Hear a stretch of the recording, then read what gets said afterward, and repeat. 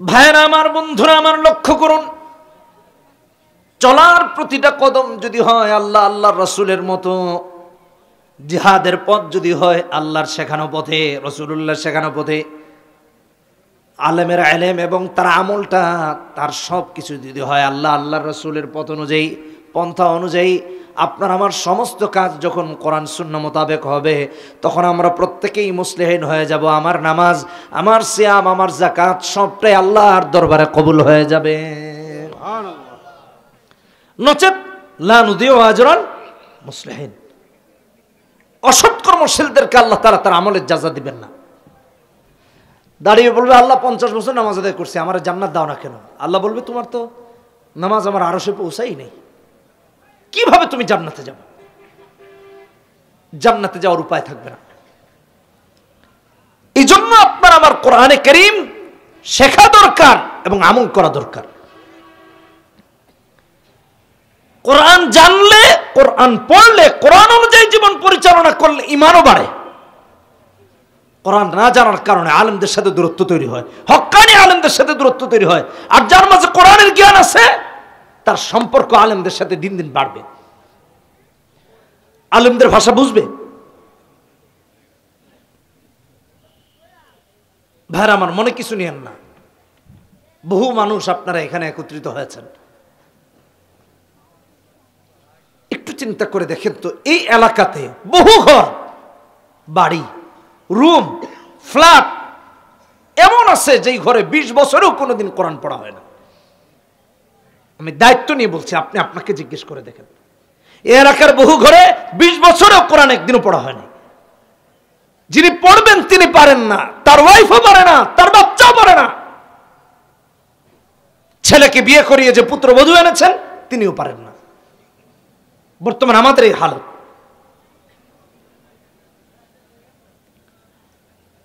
এক ছোট ভাই আমাকে ফোন করেছে, অচেনাও জানা, বলছে, হুজুর, আমার মনে হচ্ছে আমাকে, আমার মা বাবাকে, ভাই বোনকে ব্ল্যাক ম্যাজিক করা হয়েছে, তাবিজ লাগবে। তো আমি বললাম, ভাই আমি তো তাবিজ পারি না, আমল শিখিয়ে দিতে পারি ইনশাআল্লাহ, যেটা আপনার জন্য প্রতিষেধক হিসেবে কাজ করবে, আপনার সেফটি সিকিউরিটি কাজ করবে। বলছে, হুজুর কি? আমি বললাম, হাদিসে এসেছে ঘরে সূরা বাকারা পড়লে আল্লাহ তাআলা এই সমস্ত ঝামেলা দূর করে দেন। আয়াত যেহেতু 286টি, এমনকি 2.5 পারা ব্যাপী, প্রথম পারা, দ্বিতীয় পারা, এমনকি তৃতীয় পারার 8 নম্বর পৃষ্ঠা পর্যন্ত সূরাটি বিস্তৃত। আমি বললাম, এত বড় সূরা যেহেতু, একদিন আপনি পড়বেন, একদিন আপনার ভাই পড়বে, একদিন আপনার বোন পড়বে, একদিন মা পড়বে, একদিন বাবা পড়বে। হুজুর পারি না। আচ্ছা ভাই, পারেন না? আয়াতুল কুরসি পারি না। 4 কুল খুঁজেই পাচ্ছে না, 4 কুল কোনটা?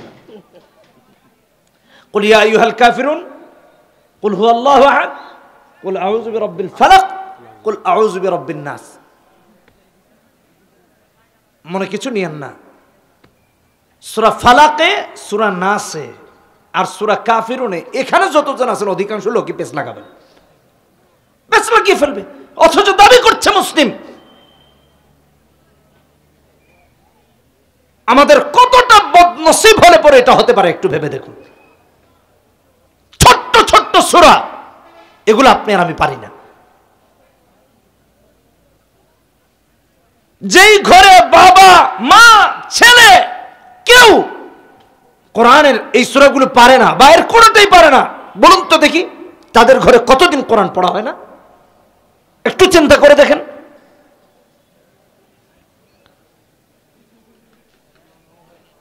আমার আল্লাহ তাই তো কোরআনে বলেন, সূরা আনফালে 2 নম্বর আয়াতে, ইন্নামাল মুমিনুনা আল্লাযীনা ইযা যুকিরাল্লাহু ওয়াজিলাত কুলুবুহুম ওয়া ইযা তুলিয়াত আলাইহিম আয়াতুহু যাদাতুহুম ঈমানা ওয়া আলা রাব্বিহিম ইয়াতাওয়াক্কালুন।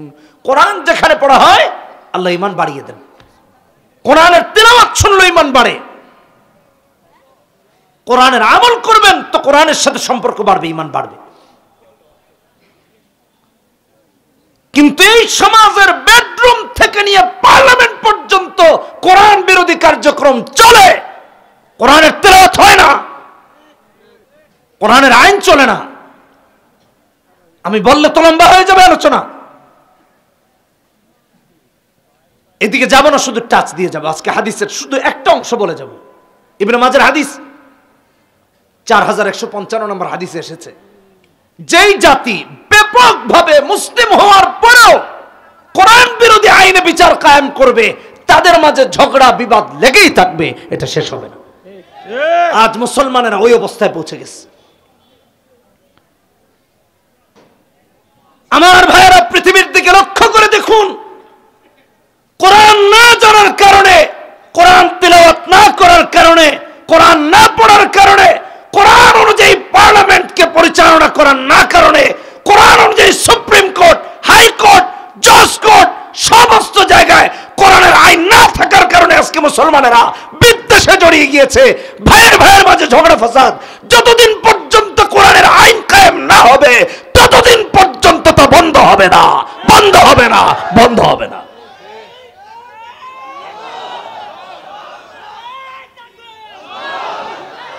কথাটি আমার ব্যক্তিগত নয়, রাসূলুল্লাহর কথা সাল্লাল্লাহু আলাইহি ওয়াসাল্লামের। সময় থাকলে হাদিস নিয়ে আরেকদিন পর্যালোচনা করব, আরো কিছু কথা রাসূল বলেছেন। আমি শুধু কোরআনের কথা এসেছে তাই কোরআনের অংশটা বলে সামনে এগোচ্ছি। কোথায় আছে আপনি আর আমি একটু চিন্তা করে দেখুন। শান্তি তালাশ করছি, শান্তির গলায় ছুরি লাগিয়ে কি করে শান্তি আসবে? শান্তি তো নিজেরাই গোড়া থেকে এঁটে দিচ্ছি।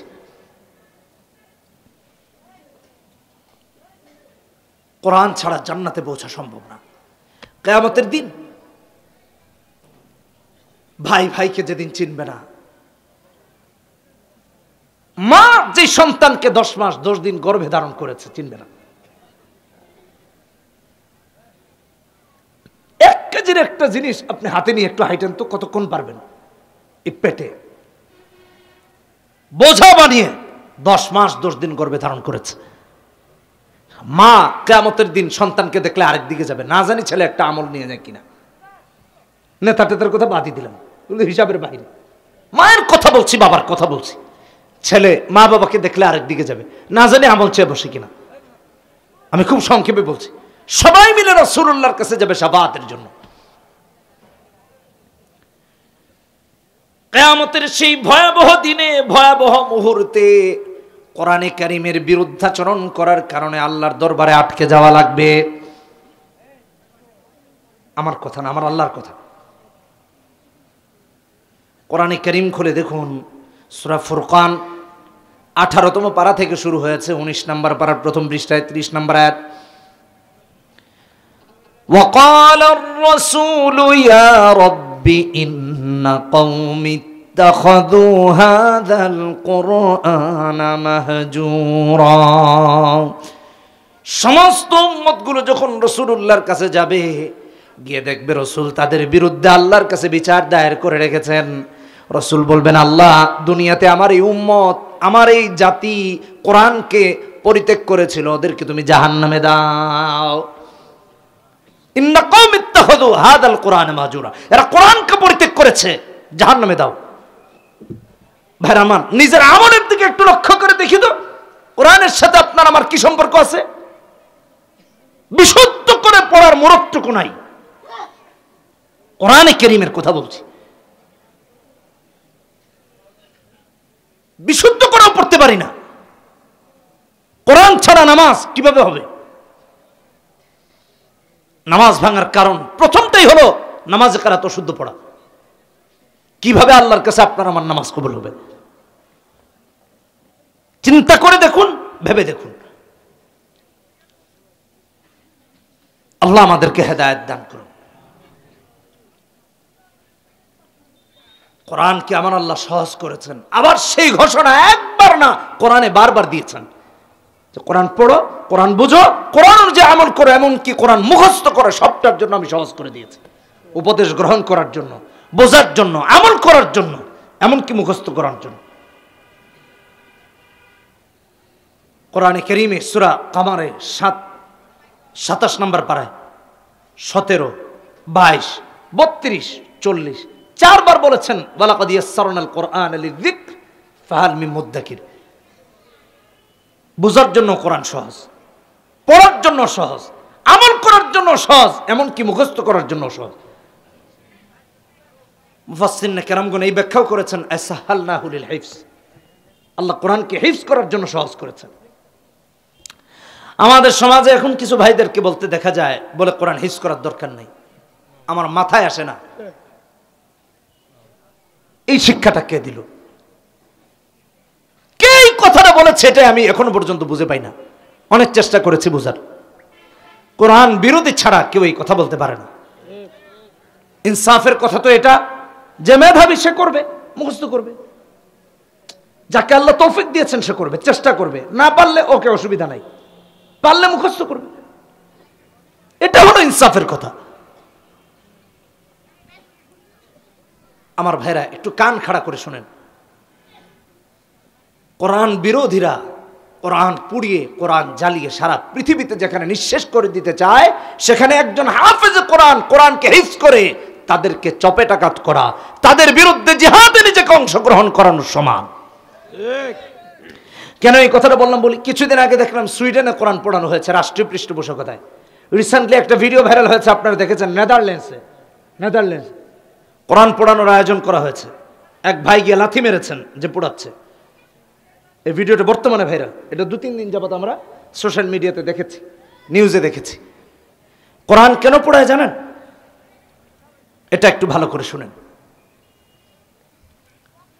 আমাদের দেশে এই যে দেখেন, আপনারা মাহফিলের আয়োজন করেছেন, হাজার হাজার মানুষ হয়ে গেছে। পশ্চিমা দেশগুলোতে তো এইভাবে হয় না, বা এত ঘন ঘন হয় না। একই দিনে আমাদের দেশে হাজার হাজার মাহফিল হচ্ছে, আপনি খোঁজ নিয়ে দেখেন। পাড়ায় পাড়ায়, মহল্লায় মহল্লায় হচ্ছে। এটা অনেক বড় নিয়ামত আল্লাহর, এটাকে নষ্ট করেন না, ধরে রাখার চেষ্টা করেন। এটা অনেক বড় মেসেজ, শিক্ষা। পশ্চিমা দেশগুলোতে আমাদের দায়ী ভাইরা যারা মুসলিম দাওয়াতের কাজ করেন, অমুসলিমদেরকে দাওয়াত দেন, তারা কোরআন বিতরণ করেন, কোরআন বিতরণ করেন। বাংলা ভাষাভাষীদের কাছে বাংলা ভাষায়, ইংলিশ ভাষাভাষীদের কাছে ইংলিশ ট্রান্সলেট করা, অনুবাদ করা, ফার্সি ভাষাভাষীদের কাছে ফার্সি ভাষা ট্রান্সলেট করা, অনুবাদ করা। বোঝানোর জন্য বলতেছি, রুশ ভাষায়, বিভিন্ন ভাষায় তাদের কাছে দাওয়াত পৌঁছায় দিচ্ছেন। অমুসলিমরা এই কোরআনের কপিটা বাড়িতে নিয়ে যায়, নিয়ে গিয়ে পড়ে, বোঝার চেষ্টা করে, বই হিসাবে নিয়ে যায়। যখন তার কাছে মনে হয় এটা আল্লাহর কথা ছাড়া আর কারো না, তার বাড়ির পাশের কোনো মসজিদে গিয়ে ইমামের কাছে কখনো সে নিজে, কখনো সস্ত্রীক স্ত্রী সহ, কখনো তার বাচ্চা কাচ্চা সহ নিয়ে কালেমা পড়ে মুসলমান হয়ে যায়। কয়েকদিন যাবত এমন অনেকগুলো দৃষ্টান্ত দেখেছি, আমেরিকাতে, লন্ডনে, কানাডাতে। আমাদের বন্ধু বান্ধব, ভাই ব্রাদার, বড় ভাই, ছোট ভাইরা যারা বিভিন্ন দেশে ইমাম, তাদের এরকম বহু ভিডিও চোখে পড়েছে। একা গিয়ে কালেমা পড়ে মুসলমান হয়ে যাচ্ছে, কখনো বউকে নিয়ে গিয়ে কালেমা পড়ে মুসলমান হয়ে যাচ্ছে। দাওয়াত কোত্থেকে পেয়েছে? বাড়িতে কোরআন নিয়ে গিয়েছিল, পড়তে পড়তে তার কাছে মনে হয়েছে এটা আল্লাহর ঐশী বাণী, এটা কালামুল্লাহ, কালেমা পড়ে মুসলমান হয়ে গেছে। কোরআন বিদ্বেষীরা, ইসলাম বিদ্বেষীরা, নবী বিদ্বেষীরা, মুসলিম বিদ্বেষীরা, যারা তাম পৃথিবীতে কোরআনকে সন্ত্রাসবাদের বই বলে উল্লেখ করে, মুহাম্মদ সাল্লাল্লাহু আলাইহি ওয়াসাল্লামকে সন্ত্রাস বলে, মুসলমানদেরকে সন্ত্রাস বলে, ওরা দেখতে পেয়েছে যে গোটা পৃথিবীর অমুসলিমরা কোরআন পড়ে পড়ে মুসলিম হয়ে যাচ্ছে। কোরআনের সাথেই বিদ্বেষ থেকে তারা বিভিন্ন সময় রাষ্ট্রীয় পৃষ্ঠপোষকতায়, প্রশাসনের সহযোগিতায় কোরআনে কারীম পড়ানোর আয়োজন করে। ওরা বলতে চায় কোরআন পড়িয়ে শেষ করে দেওয়া হবে, কোরআন জ্বালিয়ে শেষ করে দেওয়া হবে। আমাদের দেশের, পৃথিবীর হাফেজে কোরআনরা তাদেরকে মেসেজ দেয় যে তোমরা চাইলে কাগজের কোরআন পড়াতে পারবা, আমাদের কলিজায় থাকা কোরআন পড়াতে পারবা না, পারবা না, পারবা না ইনশাআল্লাহ। নারে তাকবীর, আল কোরআনের আলো, হলো আল কোরআনের শত্রুরা বিশ্বের মুসলিম নারে তাকবীর। এখানে কেউ বসেন, ফাঁকা রাখার দরকার নেই। সভাপতি সব আবার আসলে উঠে যায়, এটা খারাপ দেখা যাচ্ছে এত হাজার হাজার মানুষের সামনে। যে কথা বলতে চাচ্ছিলাম, এজন্য কোরআনে কারীম হিফজ করা দরকার। কোরআনে কারীম এই জন্য হিফজ করব। সন্তানকে কোরআন কেন শিক্ষা দেন না? আমাদের দেশের ছেলেরা বিয়া করা ফরজ বুঝে, কোরআনে কারীম পড়া ফরজ এটা বুঝে না। কোরআন বিশুদ্ধ করে ফরজ এটা বুঝে না। কেন এই মেসেজ আপনি আর আমি তাদেরকে দিতে পারলাম না, সমাজকে দিতে পারলাম না? কি কারণে? আমার ভাইরা, অথচ ইবনে মাজার হাদিস 229 নম্বর হাদিস, রাসূল বলেছেন তলাবুল ইলমি ফরিদাতুন আলা কুল্লি মুসলিম। প্রত্যেকটা মুসলিম নরনারীর উপর ইলমে দ্বীন শিক্ষা করা ফরজ। কেন সন্তানকে শিখাই না? সন্তানকে মূর্খ বানায়, আর এই মূর্খ সন্তান গিয়ে মসজিদে হুজুর রে কয়, হুজুর কেরাতটা এত লম্বা পড়লেন কেন? মাসনুন কেরাত, ফজরের নামাজের কেরাত লম্বা হওয়ার কারণে ইমামের চাকরি চলে যায় 90% মুসলমানের দেশে। আপনার আমার কতটা বদনসিব চিন্তা করে দেখুন। ইমাম সাহেব মাগরিবে এশায় একটু কেরাত লম্বা করছে, চাকরি নেই। কিছু মূর্খ লোকেরা গেটে দাঁড়ায় থাকে যে আজকে হুজুরে জিজ্ঞামো যে হুজুর আপনার নাইলে দৌড় মসজিদ পর্যন্ত, আমার তো বহু দৌড় আছে। গেটে দাঁড়িয়ে থাকে যে হুজুর এশার নামাজের কেরাতে তো লম্বা হইল কেন? আমি সুস্পষ্ট ভাষায় বলতে চাই, যে দেশের মুসলমানেরা সারা রাত জেগে থাকে খেলা দেখার জন্য কষ্ট হয় না, নামাজের কেরাত লম্বা হলে কষ্ট হয়। যে দেশের ছেলেমেয়েরা আর্জেন্টিনা ব্রাজিলের খেলা দেখার জন্য রাত জেগে থাকে, নামাজের কেরাত লম্বা হলে কষ্ট পায়। সিনেমা দেখার জন্য রাত পার করে দেয়, নামাজে দাঁড়ালে কষ্ট হয়। ইলেকশনের জন্য সারা রাত পার করে দেয়, নামাজে দাঁড়ালে কষ্ট হয়। প্রেম আর এটা সেটার জন্য রাত পার করে দেয়, নামাজে দাঁড়াইলে কষ্ট হয়। এদের কপালে দুর্দশা আছে, এই কপাল নিয়ে আল্লাহ জান্নাতে যাওয়া যাবে। কোথায় আছি আপনি আর আমি? ইমামের কেরাত লম্বা হয়েছে, ইমামকে লোকমা দেওয়ার জন্য গেটে দাঁড়ায় আছে যে হুজুর সকিনার বিয়ার রোজটা ঠান্ডা হয়ে যেতেছে, জুমার দিন আপনার নাইলে দাওয়াত নাই, আমার তো আছে। তোমার রোজ ঠান্ডার চিন্তায় নামাজ ঠিক মতো পড়তে পারতেছ না। আবার কেউ কেউ আছে নামাজের মাঝেই হ্যাঁ শুরু করে দেয়, এক কাতার থেকে শুরু হলে পুরো মসজিদে চিল্লাচিল্লি, নামাজের ভেতরে বাইরে না। অদ্ভুত নামাজ আপনার আমার। এই নামাজ আল্লাহ কবুল করতে হবে, কি ঠেকা পড়ছে আল্লাহর, কি না জানি সমস্যা। এই নামাজ যদি কবুল না হয় আসমানের এক কোণা ভেঙে যাবে না? সাবধান। ইসলাম কারো বাপ দাদার ধর্ম নয়, আল্লাহ মনোনীত ধর্ম। ইন্নাদ-দীন ইনদাল্লাহিল ইসলাম। ভাইরা আমার, কাফেররাও কোরআনের প্রতি এরকম বিদ্বেষ রাখে নাই আজকালকের মুনাফিকরা যতটা বিদ্বেষ রাখে। মুনাফিক বলতে কাদেরকে বলছে? যাদের নামাজে তেলাওয়াত ভাল লাগে না এদেরকে বলছি। এখন দেখেন এখানে মনে হয় নাই কেউ, একটু চিন্তা করে দেখেন, বহু লোক আছে তেলাওয়াত ভাল লাগে না। গত বছর বিশ্বকাপ গেল, মসজিদের পাশে প্রজেক্টর লাগিয়ে খেলা দেখতেছে, কিন্তু মসজিদে যায় না, কারণ এটা ভাল লাগে না ওটা ভাল লাগে। এরাই মুনাফিক, এরাই মুনাফিক। ইসলাম তার কাছে ভাল লাগে না, দাবি করে মুসলিম, বিরোধিতা করে ইসলামের। নামাজে শান্তি পায় না, কেরাতে শান্তি পায় না। কাফেররাও এর চেয়ে বেশি কোরআনের প্রতি প্রেম ভালোবাসা প্রকাশ করেছে। যারা সারাদিন দাওয়াত দিয়ে বেড়াতো অমুসলিমদেরকে, কাফেরদেরকে, লা তাসমাউ লিহাদাল কোরআন, সূরা হামিম আস-সাজদায় আল্লাহ বলেছেন 26তম আয়াতে, ওয়াকাল আল্লাযীনা কাফারু লা তাসমাউ লিহাদাল কোরআন ওয়ালগু ফীহি লাআল্লাকুম তাগলিবুন। ওরাও রাতে রাধারে নবীজির বাড়িতে যে চলে যেত কোরআন শোনার জন্য, আর সারাদিন কোরআনের বিরুদ্ধে দাওয়াত দিত। এদের অবস্থা তো দেখি এদের চেয়ে ভালো, কাফেরদের অবস্থা এদের চেয়ে ভালো, এই মুনাফিকদের চেয়ে। এরা নামাজের বাইরে কোরআন শুনতে ভালো পায় না, আর কাফেররা কোরআনের বিরোধিতা করে রাতের আড়ারে ঘুম বাদ দিয়ে কোরআন দাঁড়িয়ে দাঁড়িয়ে শুনতো, আর এখনকার মুসলমানরা নামাজ আর কোরআন বাদ দিয়ে সারা রাত দাঁড়িয়ে দাঁড়িয়ে খেলা দেখে। এরকম বহু নজির আপনাদের এলাকায় হাজার হাজার আছে, হাজার হাজার ছেলে পেলে আছে। নতুন কথা না। এই জন্য আমার ভাইরা, আমি আপনাদেরকে একটা দৃষ্টান্ত শোনাই। আমার শায়েখ মুফতি আমিন রহমতুল্লাহ আলাইহি তার তেলাওয়াতে কোরআন এই কিতাবেও লিখেছেন এই ঘটনা। সিরাত ইবনে হিশামের প্রথম খণ্ডে 315 নম্বর পৃষ্ঠায় এসেছে, আবু জাহেল ইবনে হিজাম, আবু সুফিয়ান ইবনে হারব, আখনাস, এই তিন নেতা মুশরিকদের সারাদিন বলতো কোরআন শুনো না, মানুষকে বাধা দিত কোরআন শুনতে। রাতের আধারে নবীজির বাড়িতে গিয়ে দাঁড়িয়ে থাকতো কোরআন শোনার জন্য। আর আমাদের মুসলমানরা এশার নামাজে, ফজরের নামাজে আর মাগরিবের নামাজে কোরআন শুনতে চায়। কি বিদ্বেষ আপনার আমার কোরআনের প্রতি, একটু ভাবেন। মুসলমান ভাইরা রে আমার, আবু জাহেল এক রাতে গিয়া হাজির, আবু সুফিয়ানও হাজির, আখনাসও গিয়া হাজির। একটু কোরআন শুনে বাড়ি চলে যাবে, কিন্তু শুনতে শুনতে সকাল হয়ে গেছে। বাড়ি ফিরে যখন যাবে তখন একজনের সাথে আরেকজনের দেখা হয়ে গেছে। আবু জাহেল আবু সুফিয়ানকে বলে, কি ব্যাপার লিডার, আপনি এখানে? আবু সুফিয়ানও আবু জাহেলকে জিজ্ঞেস করলেন, তুমিও তো এখানে?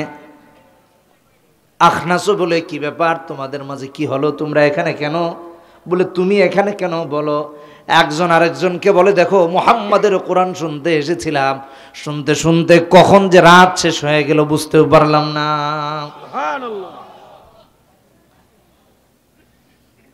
তিনজন মিলে বলছে, দেখো তুমিও লিডার, সেও লিডার, আমিও লিডার।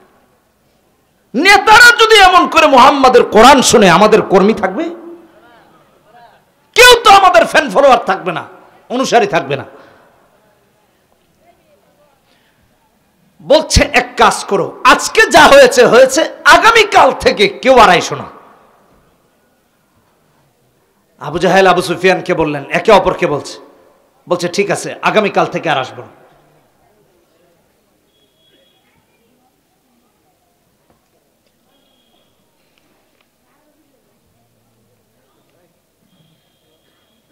হঠাৎ করে একজন একটা কইল, কইয়া কোনো আগা নাই মাথা নাই, কেন এগুলো? যে কথা বলতেছিলাম, কাফের বেঈমানরা বলল, আগামীকাল থেকে আর আইসো না। কথা বুঝেন নাই? আগামীকাল থেকে আর আসবে না। বলল ঠিক আছে, আগামীকাল থেকে আসবো না। সবাই বাড়ি চলে গেছে। পরের রাতেও ঘুম নাই, বিছানায় গিয়েছে, কোরআনকে মিস করা শুরু করছে। আল্লাহ বলে, যে কোরআনের সাথে সারাদিন তোরা দুশ্মনী আদাওয়াতি রাখিস, আমি আল্লাহ সেই কোরআনের ভালোবাসা তোদের অন্তরে ঢেলে দিলাম। ডান কাত হয়, বাম কাত হয়, উঠে হাঁটে, কত কিছু করলো, ঘুম আর একজনেরও আসে না। আবু জাহেল চিন্তা করলো, আজকে আবু সুফিয়ান আর আখনাস যেহেতু যাবে না, আমি একা একা গিয়ে একটু শুনে আসি।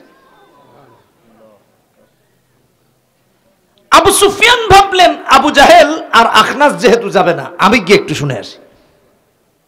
আখনাস ভাবলো, ওই দুজন যেহেতু যাবে না, আমি একটু গিয়ে শুনে আসি। তিনজনের মনেই শান্তি নেই।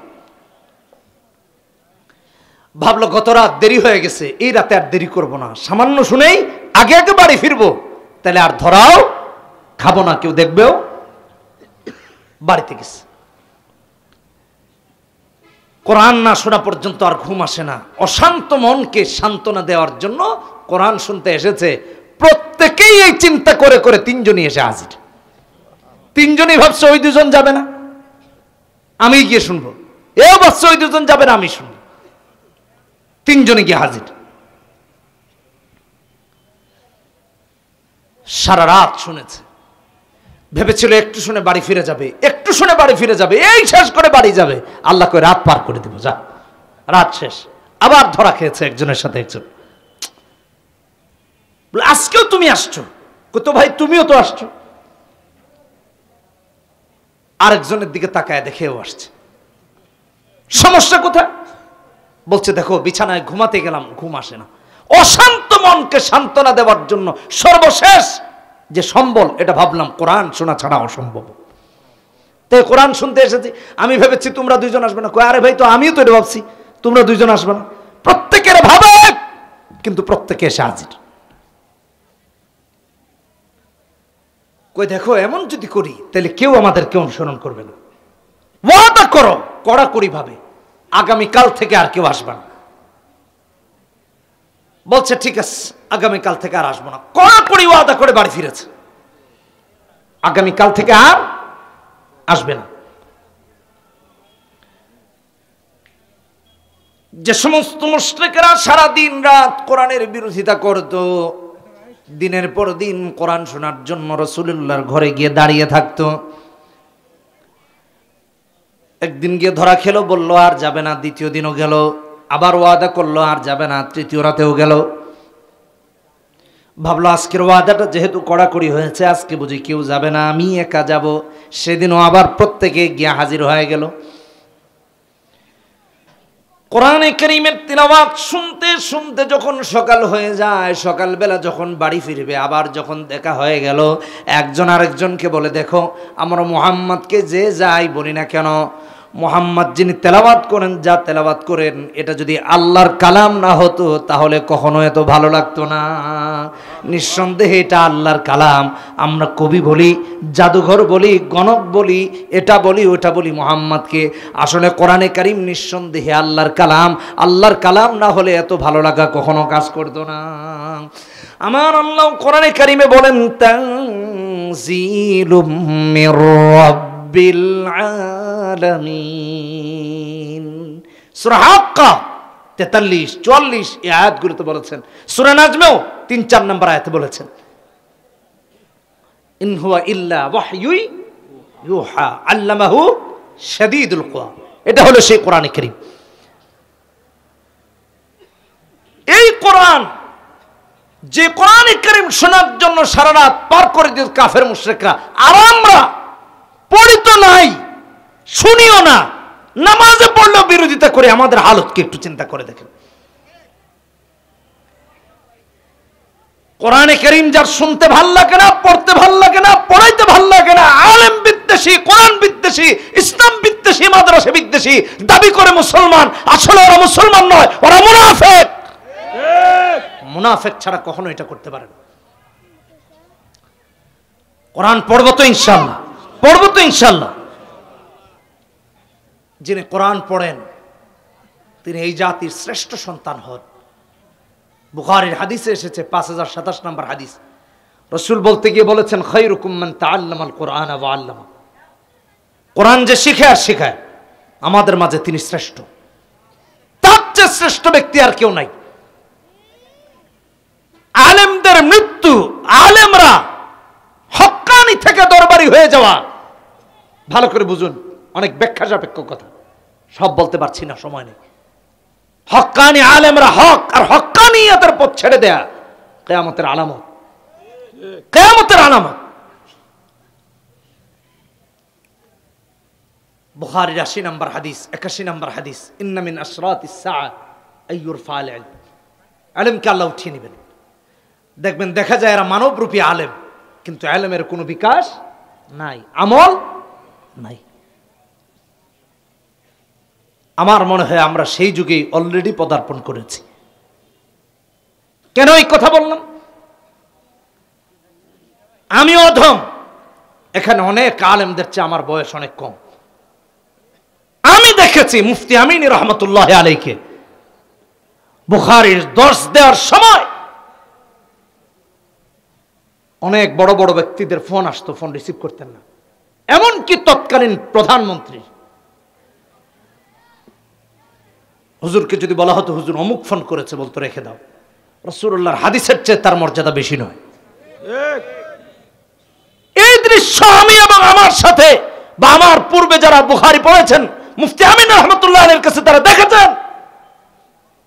কিন্তু আজকে দুঃখের সাথে বলতে হয়, মুফতি আমিন রহমতুল্লাহ আলাইহি, শেখুল হাদিস আল্লামা আজিজুল হক রহমতুল্লাহ আলাইহি, শামসুল হক ফরিদপুরি রহমতুল্লাহ আলাইহি, হাফেজ হুজুর রহমতুল্লাহ আলাইহি, যাদের কাছে ক্ষমতা ধরে গিয়ে বসে থাকতো, আজকে কিছু নামধারী লোকেরা তাদের কাছে এই জাতির কপালে দুর্ভোগ এসে গেছে। আর বেশি বাকি নেই। একটা হাদিস না বললে মনে হয় যে আমার এই কথাটা অপূরণীয় রয়ে যাবে। ইবনে মাজার হাদিস 4241 নম্বর হাদিস। রাসূল বলছেন, ইজহাদ ফিদ দুনিয়া ইউহিব্বুকাল্লাহ ওয়াজহাদ বিমা ফি আইদিন নাস ইউহিব্বুকান নাস। মানুষ থেকে বিমুখ হয়ে যান, মানুষের প্রিয় হয়ে যাবেন। আমাদের আকাবেররা মানুষ থেকে বিমুখ ছিলেন, তাই মানুষরা গিয়ে তাদের কাছে পড়ে থাকত। ইজহাদ ফিদ দুনিয়া ইউহিব্বুকাল্লাহ। আর দুনিয়া থেকে বিমুখ হয়ে যান, আল্লাহর প্রিয় হয়ে যাবেন। আমার আল্লাহ দরকার, দেখবেন আল্লাহর প্রিয় হয়ে যাবেন।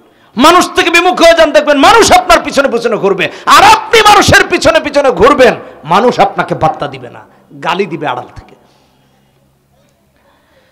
আল্লাহ আমাদেরকে হেদায়েত দান করুন, বলি আমিন। কোরআন শিখবো তো ইনশাআল্লাহ, শেখাবো তো ইনশাআল্লাহ।